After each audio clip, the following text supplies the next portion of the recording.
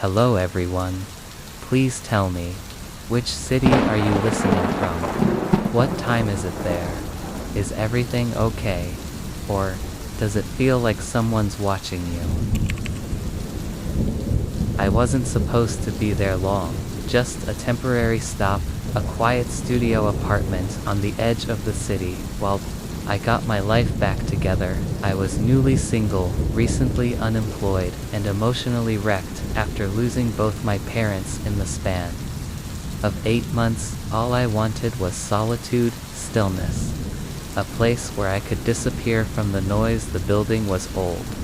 Brick on the outside, stale air, and creaky floors on the inside. My Unit 3C was tucked at the end of a dim hallway across from a dusty fire escape, and beneath a flickering light that buzzed like a trapped insect. The walls were yellowing with a faint mildew scent lingering in the corners, but I didn't care. It was cheap, no roommates, just me. The first few nights were uneventful. I rearranged what little furniture I had, set up my books, and tried to force some sense of control back into my life. I kept to myself, avoided eye contact with neighbors, and barely left the building. It was exactly what I wanted until the third night. It was just after 2 a.m. I remember because I had been watching the time on my phone. Insomnia was something I had grown used to, a side effect of grief, but that night something felt different. The air in the room was heavier, charged, like it was holding its breath, and then I heard it faint, soft, just one word: Anna. I bolted upright. It had come from the left wall, the one that separated my unit from what should have been an empty stairwell. According to the building layout, it was a whisper, but not the kind that sounds like wind or creaking pipes. This was intentional. It was my name. I stayed awake the rest of the night, lights on, back pressed against the headboard. The next morning, I told myself it was nothing, stress, isolation. Maybe a neighbor through the vents, but something inside me knew that wasn't true. The voice had been too close. I avoided the apartment all day, took a book to the park, walked aimlessly, lingered in cafes. But by nightfall I had no choice but to return. I needed sleep. I told myself again, it was a one-time thing. It wasn't. At exactly 2:13 a.m., it came again, clearer. This time: Anna, come back. The whisper floated from the wall like a sigh. I couldn't breathe. I stared at the plaster, heart pounding. It was as if someone was standing right on the other side, mouth pressed to the surface. I didn't move, didn't blink. The next morning, I confronted the landlord, an elderly man with liver spots and cloudy eyes, who always smelled faintly of dust. I told him I was hearing strange sounds from the wall, whispers, voices. He didn't look surprised. He just asked, "Which unit did you say you were in?" 3C. I said. His lips tightened. "Sometimes the building remembers things," he muttered. "What does that mean?" But he just walked away that night. I did something I regret. I pressed my ear to the wall. It was cold, not cool cold, like touching a stone tomb in the middle of winter, and beneath the surface I heard something faint. Breathing, then a whisper so clear. I jumped back in terror. "You left me," I screamed. There was no one there. I tore open the wall with a kitchen knife in blind panic, gouging plaster until my fingers bled. But there was nothing, just wood framing, no vents, no crawl space, no one. I stopped sleeping after that. My days blurred. I began to lose time. I'd look up from the window, and hours would be gone. The air in the room grew colder each night, and the whisper grew stronger now, saying full sentences, almost pleading, "You're mine, you can't run, come back inside." The worst part, the voice was beginning to sound like me. I started digging. The building had a long, grim history. It had been a boarding school in the 1950s, then an asylum, then briefly a halfway house before being converted into apartments. People had vanished over the years. Unit 3C in particular had a pattern. At least 3 previous tenants had disappeared, leaving everything behind. One name stood out: Anna M. Cooper. Reported missing in 1956, last seen in Unit 3, CI. Froze when I read that. My name, Anna Cooper, no middle initial, but still the same. Was it a coincidence or something else? The next night, I set up my phone to record audio and video. I lit candles, faced the wall, and asked out loud, "Who are you?" The room went still, the candles flickered, and the whisper came, "You." My phone flew off the table. The candles went out, and from inside the wall, a handprint slowly emerged beneath the plaster. Pushing outward like something trying to crawl free, I ran. I stayed with a friend for days. I didn't tell her everything, just enough. She insisted I see a doctor. I booked a session, but deep down I knew this wasn't a hallucination. On the 7th night, I made one final mistake. I returned to the apartment to grab my things. Everything was just as I left it, except for the mirror. There was writing on it now, scrawled in condensation, that hadn't been there before. Sleep, now let me out. The closet door creaked open. The walls whispered, and then I saw her standing in the reflection, not behind me, not next to me in the mirror. It was me, but not me. Her eyes were darker, her smile wider, and she was mouthing something silently. "Let me take your place." The lights flickered. I don't remember leaving. I woke up in a hospital 3 days later, dehydrated, scratched, and screaming. They said I was found wandering the road outside town, muttering to myself. I couldn't speak for hours. Eventually I told them I had suffered a breakdown. I nodded through therapy, took the meds, played the part, but I know the truth. That thing in the wall, the one that looks like me, it's still in there. And some nights when I sleep, I wake up standing next to my bed, looking down at myself, whispering Anna, and I wonder which one of us woke up, and which one stayed behind. I moved into the old farmhouse to escape city noise and finish writing my thesis in peace. It belonged to my grandfather, who passed away the year before, and no one had lived in it since. It stood alone at the edge of a dense forest, with creaky floorboards, stained wallpaper, and a stillness that made my ears ring. The first few nights were uneventful, cold, but quiet. I settled into a routine: light dinner, tea by the fireplace, and then sleep in the only furnished room upstairs. The bed was old but comfortable, and I used a thick pillow that had once belonged to my grandmother. It began on the 5th night. I woke up around 3:17 a.m., confused by a soft murmuring. I thought the wind was rustling through a broken window, but the sound had cadence. I strained my ears and realized it was a voice, a whisper right by my ear. And then the girl ran, her feet soaked in blood, screaming into the woods. He followed. I sat bolt upright. The room was empty. I was alone. The voice had stopped. I told myself I was dreaming, but the next night it happened again. This time the voice whispered a scene from a nightmare. ID had a faceless man chasing me through my grandfather's hallway. It described the exact sequence: how I stumbled, how I hid behind the coat rack, how he turned his head unnaturally. I hadn't told anyone about this. It wasn't just similar, it was my dream, word for word. I stared at the pillow, that soft beige grandmother-scented pillow. By the 7th night I was afraid to sleep. I tried switching pillows, thinking maybe it was psychologically. The smell reminded me of something, but the voice only came when I used the old pillow. When I threw it to the floor, the voice would whisper from below, muffled and resentful. When I locked it in the hallway closet, I heard banging from the inside until dawn. One night, I fell asleep against my will. The voice returned. This time, it spoke before the dream happened. The fire will start in the kitchen. You'll try to run, but your legs won't move. She will scream your name from the attic.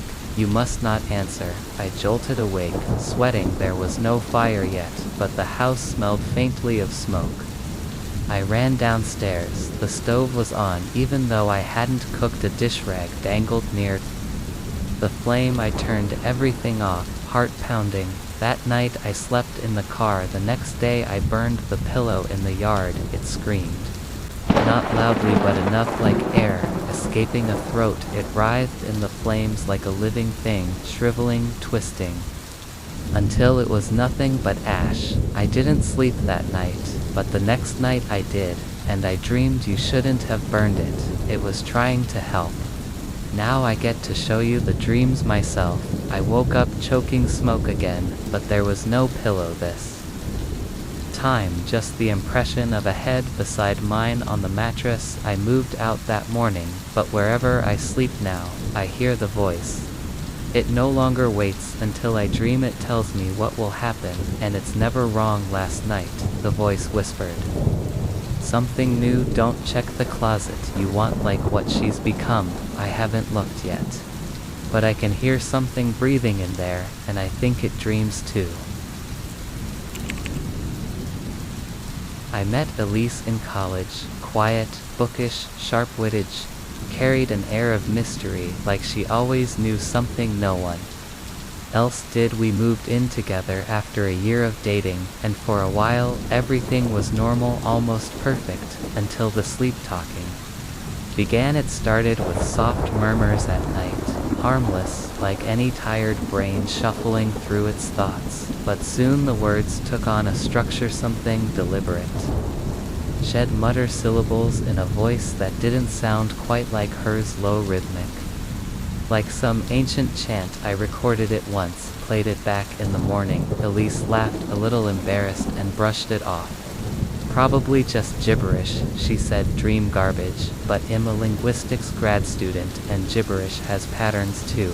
I ran her midnight mutterings through phonetic transcription tools, and tried matching the sounds to any known language, living or dead.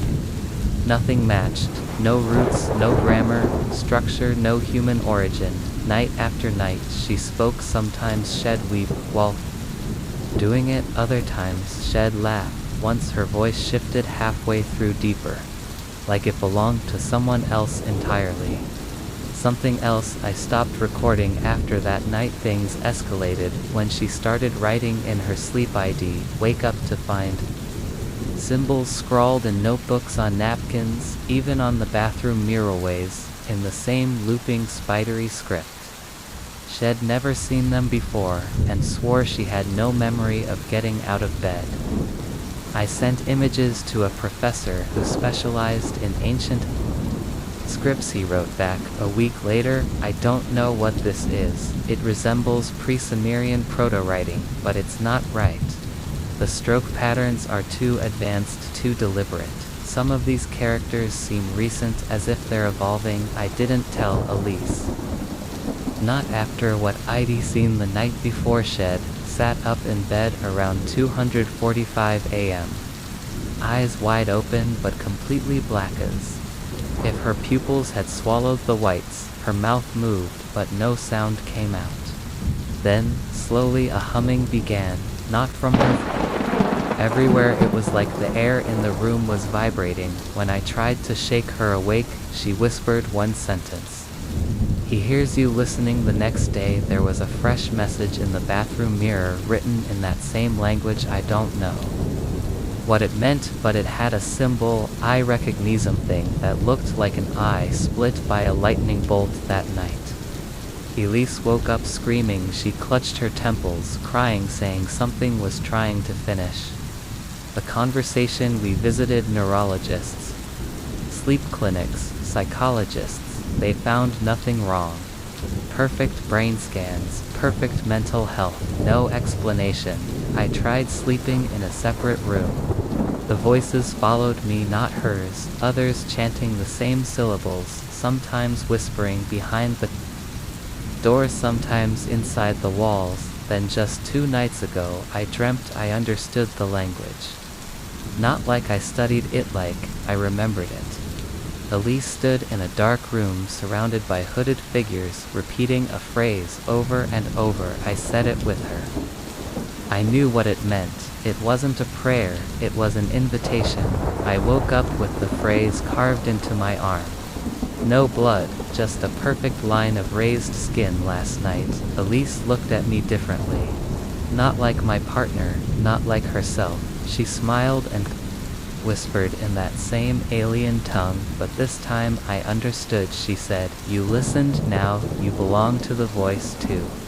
And behind her eyes, something smiled back. It started the night I moved into the guest room. My bedroom ceiling had started leaking heavy.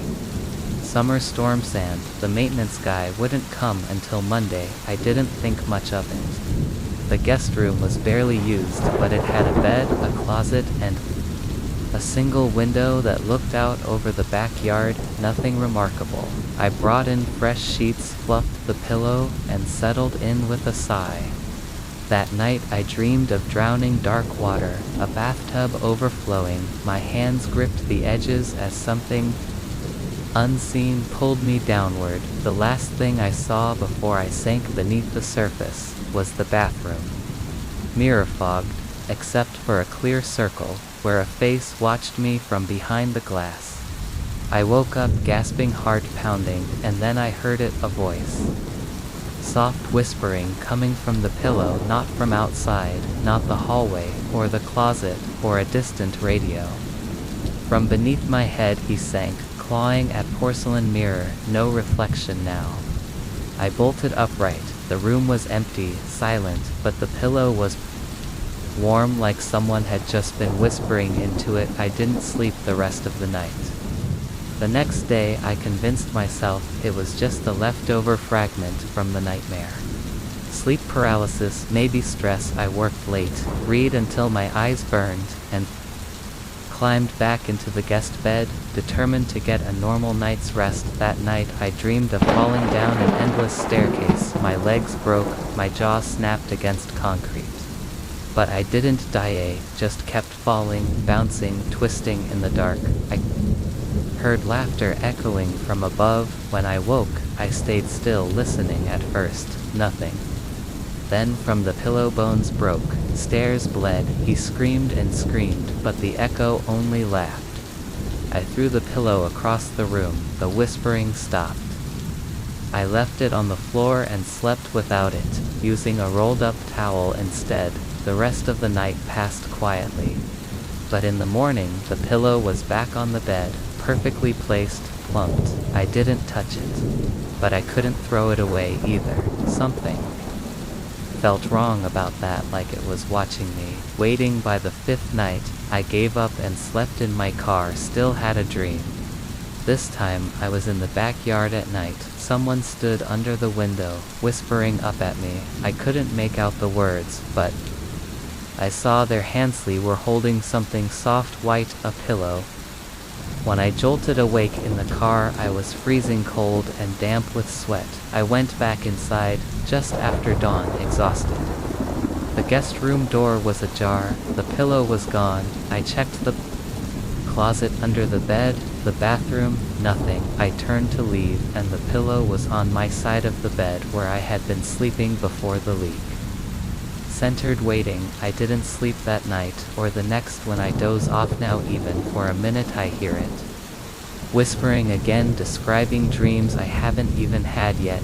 Dreams I know are coming. Last night, I didn't sleep at all. But I lay on the bed too weak to sit up, and the pillow said, he lies still now, eyes open, afraid to blink. It's crawling up his spine. It's almost at his neck. I jumped up, ran to the bathroom mirror, nothing behind me. But when I returned, the pillow had turned over on its own, and the whispering hasn't stopped since. Even now, it's murmuring, describing what I'm doing word for word. Just whispered haze, reading this, too scared to turn around. I never used to believe in the supernatural, ghost stories, cursed objects, haunted houses. They were all just tales to me, entertainment, nothing more. But everything changed the day I moved into that house on Wren Street. It was an old colonial place, 2 floors with warped wooden floors, and rooms that smelled faintly of lavender and mildew. It had character, as the landlord put it. To be fair, I wasn't in a position to be picky. It was cheap, available immediately, and only 15 minutes from work, perfect for someone trying to start over. The first few days passed without incident. I unpacked, explored the neighborhood, set up my little bedroom upstairs. I remember admiring the ceiling fan, vintage brass 5 blades with a pull chain that clicked gently when tugged. It added a cozy charm to the room, and in July heat it was a godsend. But the first whisper came on my 4th night there. It was late, sometime past 2 a.m. I'd just drifted off when a sound tugged at my awareness, and rhythmic like the ticking of a distant metronome. I opened my eyes. The room was still. Then I noticed the fan was still spinning slow, lazy turns, even though I'd turned it off earlier. I sat up and yanked the pull chain. It stopped, I convinced myself. I must have left it on by mistake. But as I lay back down and closed my eyes again, the whisper came, faint, unmistakable haze listening. I bolted upright, flicking on the bedside lamp. Nothing, just the fan above me, still now, perfectly still.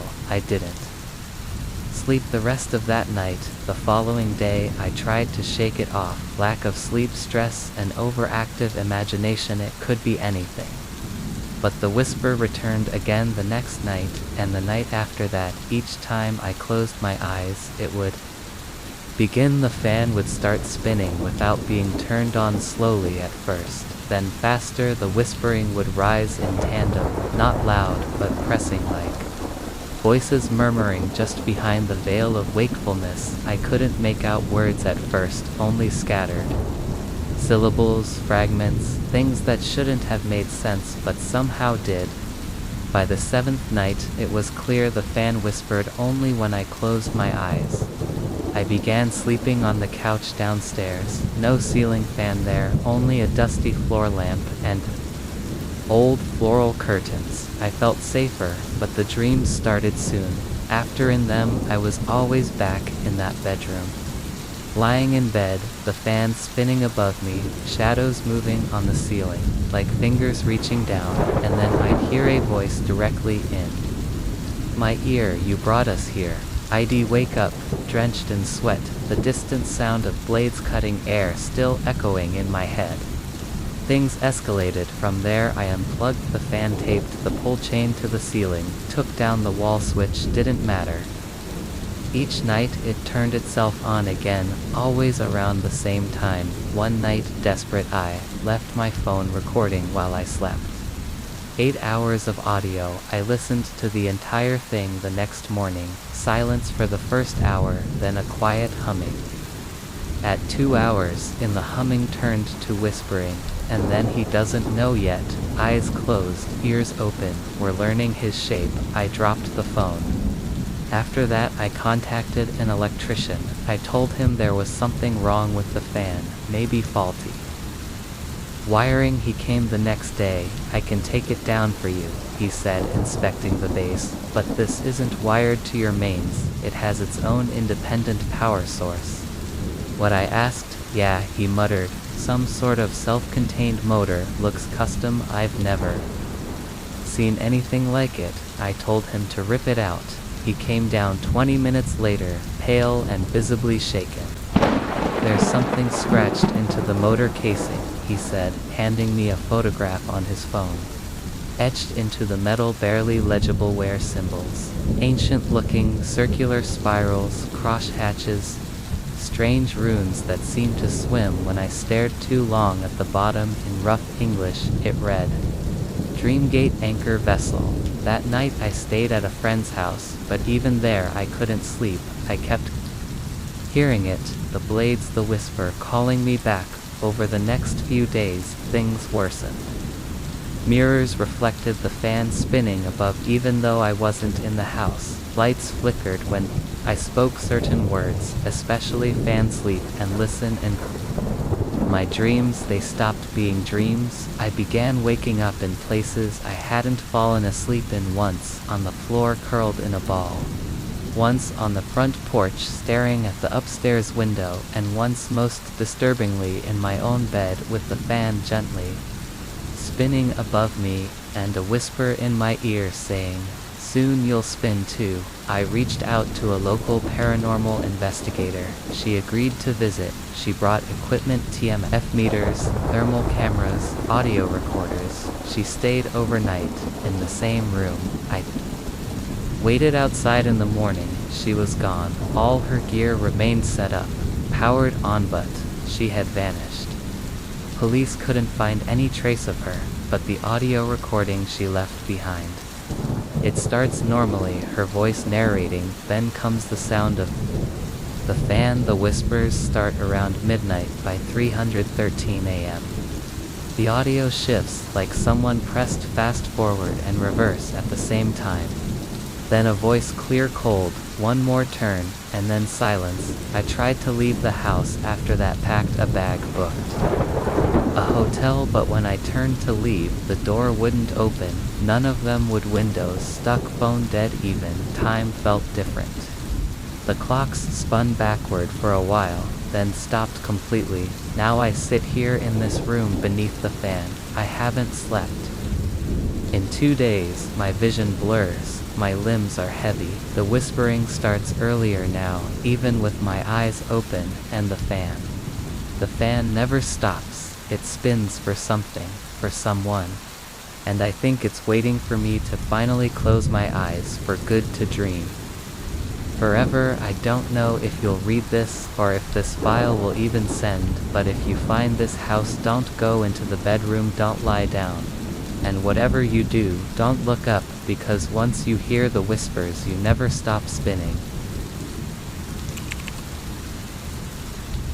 It started at 6:13 p.m. on a Tuesday. I remember the time exactly because I had just thrown my phone onto the bed after checking the clock, annoyed that dinner still wasn't ready, and I was starving. Erin, my mom's voice called from downstairs. I rolled my eyes. "Coming," I shouted, slipping on my socks and trudging toward the stairs, but as my foot hit the top step, I paused. The house was too quiet.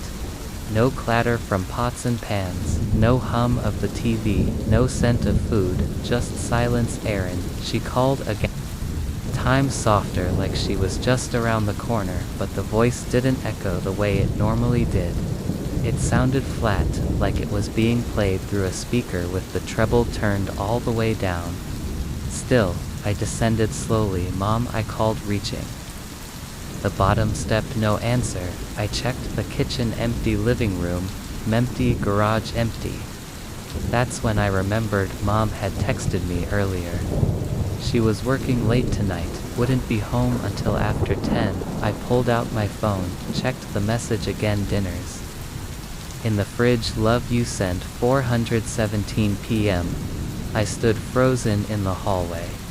My heart thumped a little harder now than from upstairs. "Erin," the voice was different this time, slower, like someone trying to mimic her, but not quite getting it right. I was the only one in the house. I bolted to the front door, locked, deadbolt jammed. No matter how hard I twisted, it wouldn't budge.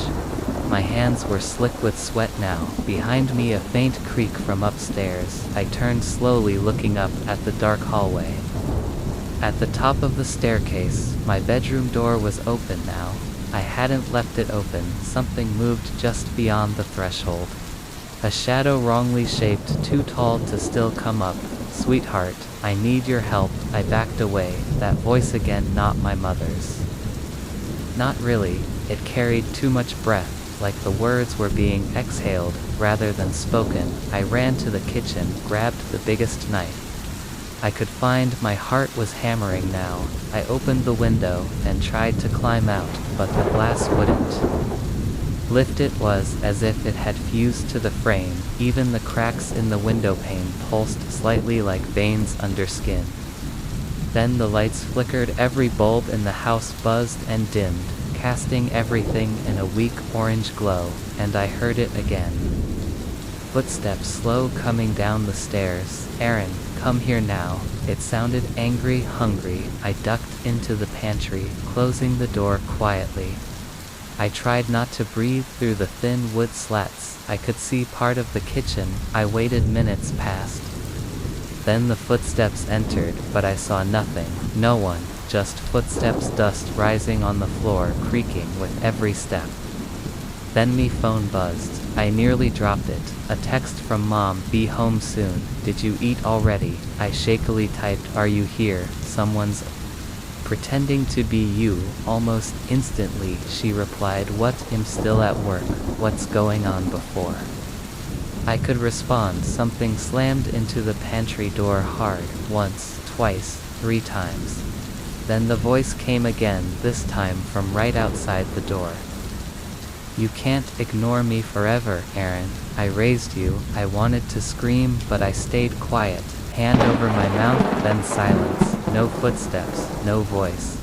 I waited 10 minutes, maybe more. When I finally emerged, the kitchen was normal again. Lights steady, no dust on the floor, no marks on the pantry door. I checked every room, nothing. The front door now unlocked, without resistance. I ran outside when Mom came home later that night. I broke down and told her everything. She didn't laugh, she didn't say I imagined it. She went pale, then she whispered something ill. "Never forget, Aaron, that's what your father used to hear, before he disappeared."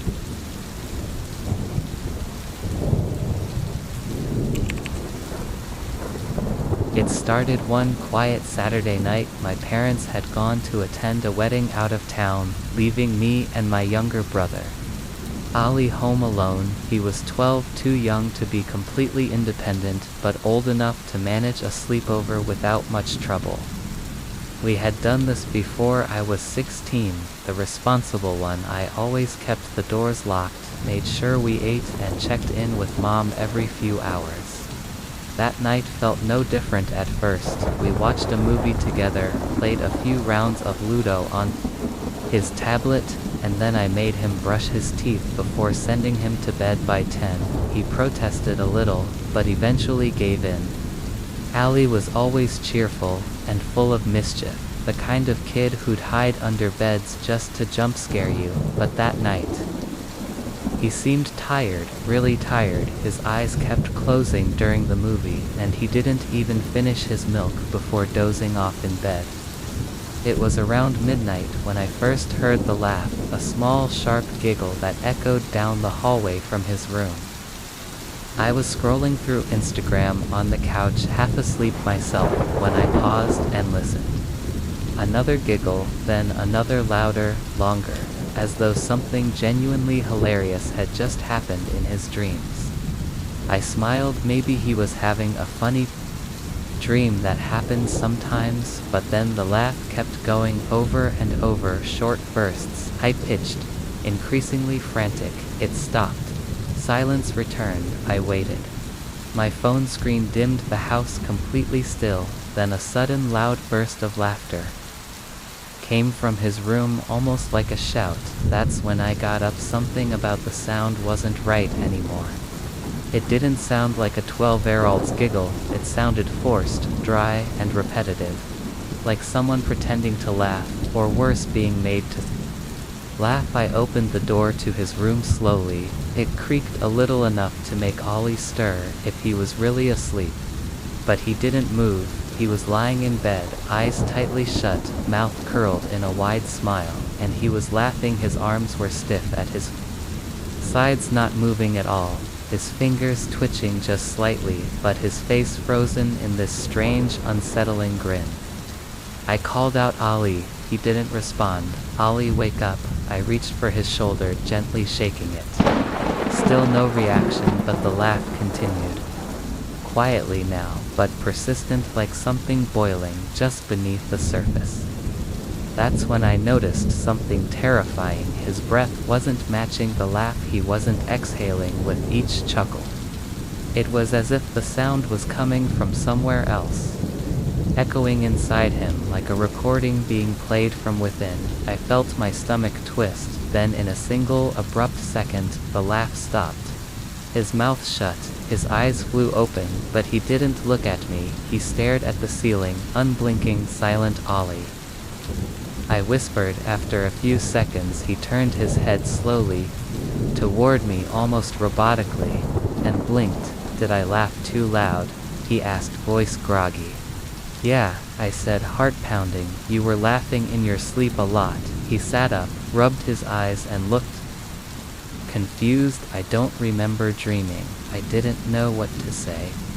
I told him to go back to sleep, and I stayed in the room with him until he nodded off again, but I couldn't sleep after that. I kept thinking about how unnatural that laugh had sounded. The next night it happened again, but this time, the laugh came with something else. A second voice, a whisper layered underneath his laughter, hard to hear, but they're chanting something, not in English, not in Urdu, a tongue I didn't recognize. I recorded it on my phone, listened to it again and again. The whisper always appeared at the peak of his laughter, just 1 or 2 seconds long. But the more I heard it, the more I could pick out a phrase, open him. I couldn't sleep. I showed the clip to a friend at school who was into weird occult stuff. He froze when he heard it. Dude, he said, this sounds like an invocation. Like something trying to get in or come out. I didn't want to believe that, but the next night sealed it. Ali didn't just laugh, he sat up in bed and laughed, eyes closed, mouth wide open, head tilted backward like he was in pain. Then he started speaking words that didn't belong to him. His voice layered his, and something else, deep, guttural, angry. I rushed in panic, screaming his name. He collapsed, went limp when I shook him awake. He had no memory, no dreams, just a mild headache. I told my parents everything when they got back. They didn't believe me at first, thought I was exaggerating, until it happened again. While my mother was sitting in the living room, she heard him laugh. She ran into the room. When she came out, she was white as chalk. She didn't say a word for the rest of the night. They took him to doctors, nothing abnormal, healthy brain. No signs of epilepsy or anything else, but the laughter didn't stop. Every night, 2:37 a.m. laughing, whispering. Once I saw him crawl across the floor in his sleep, still laughing. I swear his arms bent the wrong way, like his joints didn't matter. We don't live in that house anymore. Ali doesn't laugh in his sleep now, but he never laughs at all, not even during funny movies, not with friends, not even when tickled. He says he doesn't remember how, and some nights when I lie in bed, I hear something faint from the corner of my room, a breath, a grin forming, and the echo of a boy's laughter that isn't his anymore.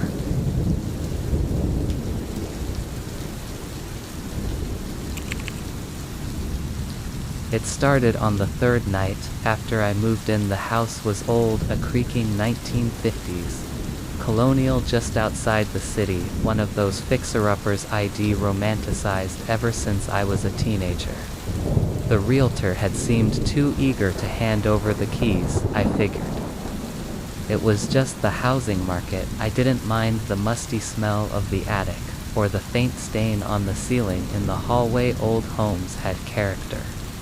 That's what I kept telling myself, but the walls, they had a personality. The first time it happened, it was around 3:00 a.m. The house was still, and I was fast asleep. That was until I heard a muffled sound like someone whispering just behind the drywall. I jolted up, expecting a raccoon in the attic, or maybe whined through the vents. Then came the voice. Clear, soft, just above a whisper, "Wake up." My heart stopped. I lay there, unmoving, eyes open, ears straining. Had I dreamed it? Silence followed. No movement, no sounds. I eventually drifted off again, convincing myself it was leftover fragments of a dream. The next night, it came back. Wake up. This time closer, as if the wall next to my bed had leaned in. I flicked on the bedside lamp.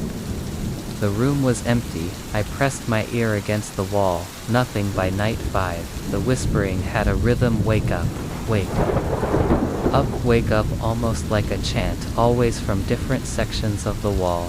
First behind the headboard, then by the closet. Once from the ceiling corner. I tried ignoring it. I played white noise, slept with the TV on, but the voice cut through it all.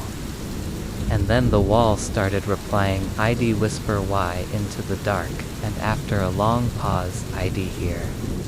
Before it finds you asleep. I moved out of the bedroom and into the guest room. The first 2 nights were fine. No voices, no whispers. I finally slept. But then, around 307 a.m., on the 3rd night, it began again. Wake up, different wall, same voice. I called a contractor. I asked if there were speakers, weird electrical currents, rats, anything. He checked everything, the insulation, the beams, even thermal imaging. There's a void, he said, in the master bedroom wall behind the paneling. No entry, no wiring, just empty space, but there's movement, like something breathing. He left and didn't return my calls that night. I armed myself with a flashlight and a hammer. I couldn't take it anymore. I slammed into the drywall until it cracked, then I peeled it open. Inside, behind the wall, was a narrow spaceto feet wide, coated in old wallpaper with faded nursery patterns. A child's drawing hung by a rusted tack. A stick figure in a bed with long black arms reaching from the wall. I stepped back, then I heard it again, clearer than ever. Wake up, only this time it wasn't whispered, it was screamed. The lights flickered, the air turned ice cold, the walls started breathing in and out, expanding like lungs. I tried to run, but slipped on the cracked plaster, and then I blacked out. I woke up in my bed. Sunlight streaming through the curtains. Had it all been a dream? But when I turned to look at the wallet, was intact. No cracks, no hole. The drawing was gone, except now every surface in the house, mirrors, floors, windows, whispers. You're still asleep. Wake up.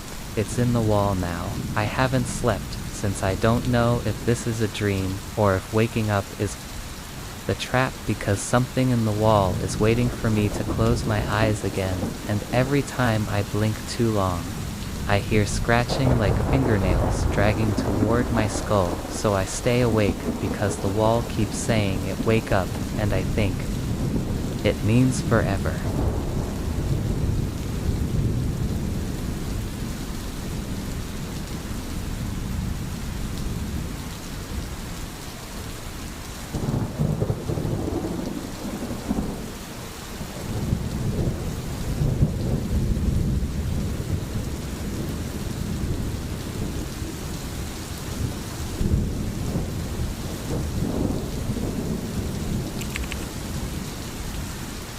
We moved into the house on a rainy Tuesday. Gray skies, muddy shoes, and a real estate agent who kept glancing at the windows like someone was watching her from inside.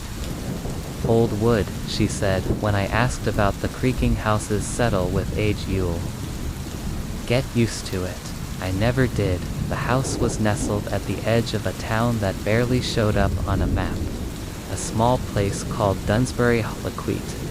Rural, surrounded by dense trees and fog that clung like a second skin. It was old Victorian, the kind of house people take pictures of but never want to own. Tall ceilings, crooked banisters, and wallpaper that peeled like it was trying to escape the walls. My wife Lena loved it. It has character, she said. It had something else to the first moan. Came our second night. ID just turned off the lights. Midnight, not the usual settling groan of floorboards or a pipe adjusting. It was low, drawn-out human a sound, like someone exhaling pain into the walls. Lena heard it too. She sat up, alert, eyes wide in the dark. Did you hear that? Yeah, I whispered. We both stayed up until dawn, pretending it didn't happen. The next night, it came again exactly at 12:04 a.m. longer, this time, sad, hungry. Like the house itself was weeping in its sleep. We started sleeping with music on. I put on white noise, hoping it would drown it out. It didn't help. Then came the dreams. I started seeing the house, but not as it is now. In the dreams, the wallpaper was fresh, the curtains were lace IDC, a family in the parlor, mother, father to children. The mother would cry at the window, the father would drink in the hallway whispering to himself. The children never spoke, just stared at the corners of the room. I woke up each night, at 12:04, the moaning dragging me back into reality. Lena started changing. She stopped talking as much. She began walking through the house barefoot at night. When I'd ask why, she looked confused, like she didn't remember doing it. One night I found her standing in the basement doorway, not moving, just listening. "What are you doing?" I asked. She didn't answer. Then she turned and walked back to bed in silence. I started doing research. The house was built in 1896. Records were scarce, but I found a news clipping in a local archive. Family of 4 found dead in Victorian home, murder-suicide, suspected, house vacant since 1912. I stared at the photo in the article. House was unmistakable. Hours. The children's faces were smudged in the old print, but the mother's sorrowful expression was clear. 12:04 a.m. Every night, the moaning grew louder. Now it came from behind walls, from vents under floorboards. I could feel it vibrating the bed frame, making the pictures tilt slightly. And the house began to speak, not in words, in feelings, in pulses of dread that moved through the walls like blood. I would stand in the hallway and feel watched by the chandeliers, the fireplace, the mirror at the base of the stairs. One night, I couldn't take it anymore. I decided to wait in the hallway right where the moaning always sounded loudest. I sat down at 11:55 p.m. The air was still. Even the crickets outside had gone silent. 1200 nothing, 1203. The temperature dropped, then it moaned from inside the wall behind me. I spun around, heart hammering. A crack ran through the wallpaper just beneath an old oil painting of a woman holding a locket. The moaning came again, louder, vibrating through the air. I grabbed a flashlight and a crowbar. I don't know what made me do it, but I tore into the wallpaper. Plaster peeling, wood dust clouded the air. Then I found it, a hollow space, and inside bones, small ones curled into a fetal position. The moaning stopped. I screamed for Lena. She didn't answer. I ran upstairs. Wasn't in bed. I checked the bathroom, the kitchen. The basement door was ajar. I went down the stairs, calling her name, trembling with each creak. The basement was dark to dark. At the far corner something moved. "Lena," I whispered. She stepped forward slowly, her nightgown soaked at the hem. Her eyes were glassy. "There's someone else in the house," she said softly. My breath caught. "What do you mean there, behind the walls?" "They said they've been waiting." I didn't sleep that night. I packed our bags, but when I tried to start the car, the engine died. Phone, no signal, power out. We were trapped. And that night, the house didn't moan, it screamed. The walls vibrated like lungs taking their last breath. The lights flickered. Lena laughed. "She's not the same anymore," she whispers things in her sleep, names I've never heard. She leaves food at the attic door every night. I tried leaving on foot, but every road leads back to the house. And now the moaning doesn't wait for midnight. It happens at noon, at dusk. Whenever I close my eyes, I think the house is alive, and it wants us to stay forever.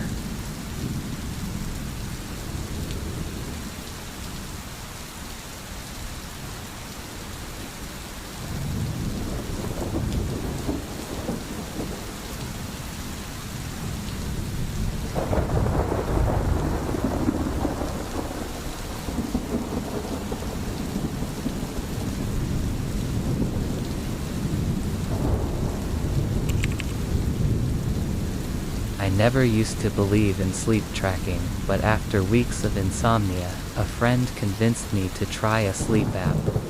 One of those that records sounds at night to monitor your sleep cycles. I picked a highly rated one. It seemed simple, in a Pris record.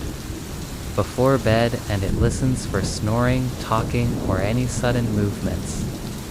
I live alone in a one-bedroom apartment on the 7th floor. It's quiet here too, quiet honestly.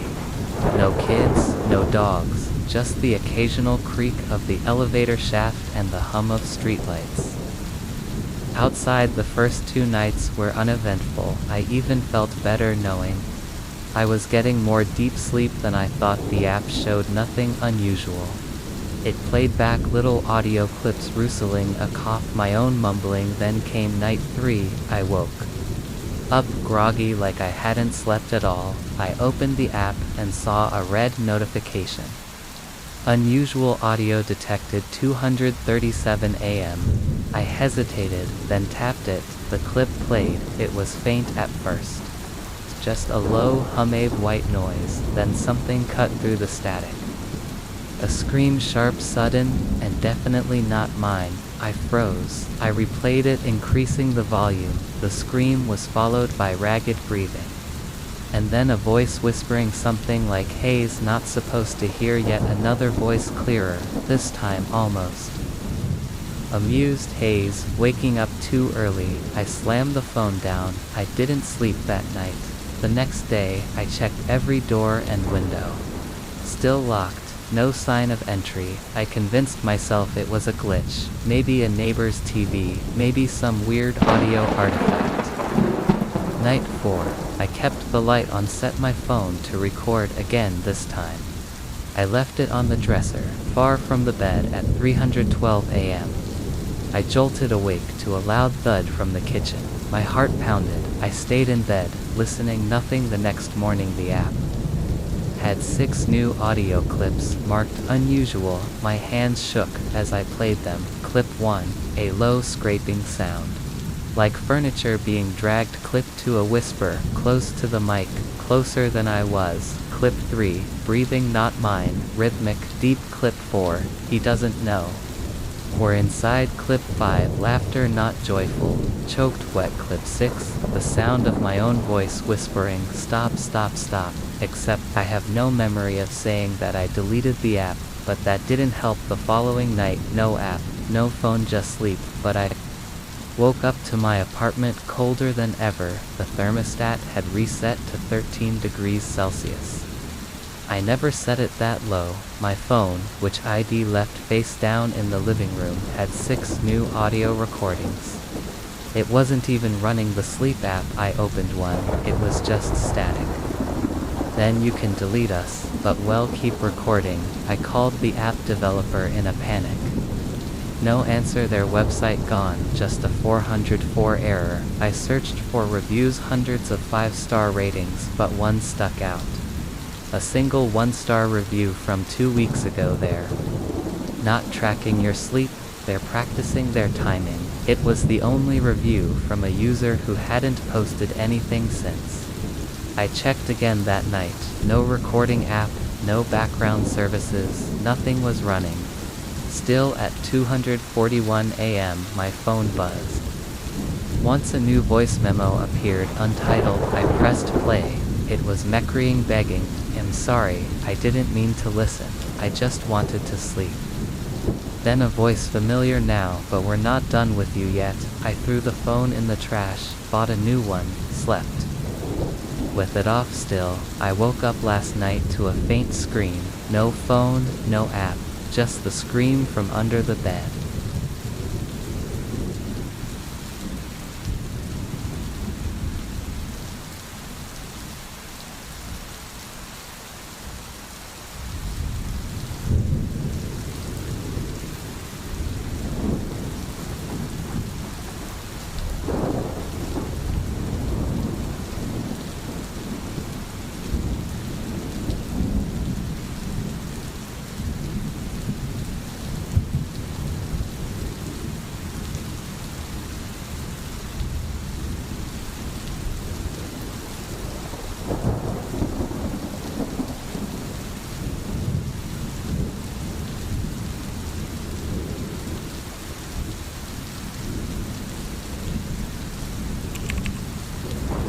It started with my roommate Sean mentioning it one morning over coffee. "Dude, you talk in your sleep," he said, casually scrolling through his phone.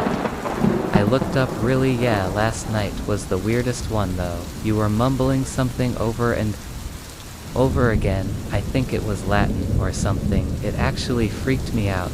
I laughed it off. I wasn't religious, never read Latin, probably just gibberish. But something about the way he said it sat uneasily in my chest. The next night I went to bed late, exhausted from work. I remember drifting off and dreaming about a hallway dark, endless shifting in the dream. I was walking barefoot, the floor cold and wet. Someone was calling to me from behind a locked door, but I couldn't reach them. I couldn't even tell if I wanted to. I woke up gasping, the hallway gone, my room dark, the air charged, my throat felt raw. I turned to the clock, 3:19 a.m. Sean was already gone for the weekend visiting his parents, so I was alone. I walked to the kitchen for water. My footsteps echoing louder than usual on the wooden floor. That's when I saw my phone blinking, a voice message from Sean. "Hey man, are you okay? I got a call from you just now. It was just you whispering, a lot of whispering. I couldn't really make it out, but it sounded like you were repeating something, like chanting, 'Call me when you wake up.'" I hadn't touched my phone. I checked the call log was right. 3:04 a.m. A 2-minute call. I didn't remember it at all. For the next few days I tried to ignore it. Told myself it was sleepwalking, maybe stress, but I started dreading going to sleep. I set up a voice-activated recorder app and left my phone on my bedside table, just to prove to myself it was nothing, just noise. The next morning the recording was 5 hours long. I skipped through most of it, until around 300 a.m. I heard something that made my blood run cold. "Me, he sees through me. Don't look in the mirror, don't let the glass break." Haze almost here, then silence, then laughter. Cracked, distant but unmistakably mine, but it didn't sound like me. It was off, like my voice had been filtered through something rotten. That night I dreamt again. I was in my room, but not quite. It looked the same, but the walls were wet. Breathing. There was a mirror across from my bed that shouldn't be there. In the reflection I was lying in bed, but something else was standing over me. My mouth was open, whispering. My eyes were wide and unblinking. I tried to scream myself awake. Nothing came out. When I jolted up, I was already sitting upright in bed, my throat sore again. The time, 3:17 a.m. A new voice recording had been captured with trembling hands. I played it this time. It wasn't just whispering. It was chanting over and over, "Let him in, let him wear your skin." I couldn't sleep the next night, or the one after. Every time I closed my eyes, I felt someone watching from the mirror, so I took it down. But the whispering didn't stop. I recorded myself again the following night. The voice was clearer. Now, more confident, less whispering, more direct speaking. It said, "Hayes, tired of watching." He wants the voice now. The next morning I didn't feel like myself, not sick exactly, just detached, like I was watching myself live, like my body was running on a script and I was just floating behind it. Sean came back that afternoon. I didn't tell him anything, but he kept glancing at me strangely. Finally he asked, "Are you okay, man? You're acting different." I tried to answer, but it came out wrong, like my lips moved just a little too slow, like the voice that came out was being pulled out of me. He stared at me. What was that language?" I didn't answer. I don't remember what happened that night, but Sean's gone now. I woke up alone, scratches on the walls, my fingernails worn down to the quick, and my voice, when I speak it, still sounds like mine, but only barely. I found a new recording this morning. I don't remember speaking, but it says, "Am awake now, he sleeps in me, and I think I understand what That means because every time I close my eyes now, I dream his dreams, and when I wake up sometimes am not sure who I am anymore.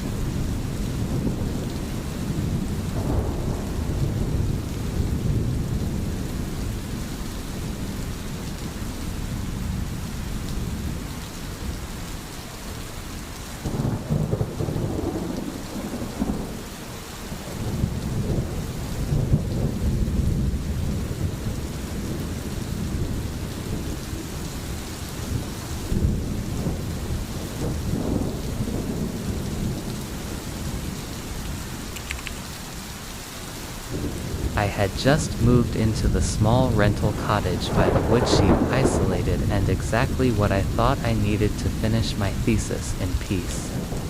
The landlord said it hadn't been occupied in years, but everything was clean almost unnaturally, so the walls still smelled faintly of lavender, and the only noise came from the wind rustling the trees outside my bedroom window. The first night was uneventful. I unpacked, made a cup of tea, and began scribbling ideas in my notebook. By midnight, I was fast asleep. Around 3:11 a.m., I woke to the faint sound of something named. Quite knocking, not quite scratching against the bedroom wall. I froze, heart thumping. The sound stopped. I brushed it off as a branch scraping the house, but the next night it happened Again, only this time I heard a voice, soft, barely audible. Eli, that's my name. I sat upright in bed. The voice had come from the corner of the room.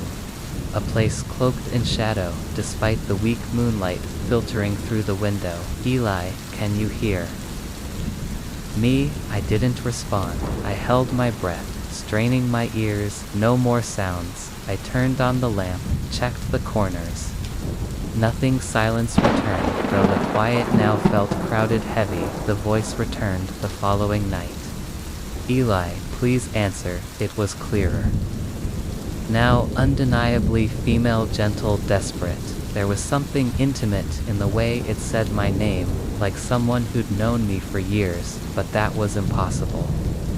I told myself it was stress, isolation, maybe auditory hallucinations. I stopped drinking caffeine after 6, tried to sleep earlier. But the voice kept returning, always at 3:11 a.m. Always from the same corner. Why won't you answer me one night? I broke. I whispered back, who are you? Silence. Followed. For a moment I felt stupid. Then I heard it again, closer. You can hear me now. The voice was trembling, almost joyful. I've waited so long, Eli. My skin crawled. What do you want? The shadows shifted. The air grew colder, like a window had opened somewhere unseen, to come back, to come through. You've opened the way. I stood up, heart pounding, and turned every light on. Nothing there, no intruder, but the air smelled different, like moldy earth and burned hair. The next morning, I noticed something odd. The corner where the voice had come from was darker than the rest of the room, even with the lights on. The shadows in that space clung like oil. I moved my bed to the other side of the room and tried ignoring it, but the voice was persistent. Why did you stop answering, Eli? Don't you miss me? That night, I left my phone recording 8 hours. The next morning I played it back, mostly static. Then at 3:11 a.m., a clear whisper. I'm here now, behind you. I paused the audio. The hairs on my neck stood. I slowly turned around. Nothing. But when I looked back at the waveform, something was wrong. The waveform at 311 wasn't a normal audio spike. It looked like a symbol, a spiraled eye. I zoomed in inside. The spiral were faint letters, almost imperceptible. You let me in. I left the cottage that day, drove to town, booked a motel, but at 3:11 a.m., in that motel bed I heard the whisper again. Louder, closer. Eli, where are you going? The light in the bathroom flickered on by itself. You answered me. That means we're connected now. Forever. It's been a week. I haven't slept properly. I've moved twice. The voice always follows, and each time I hear it, it sounds less like a stranger and more like me.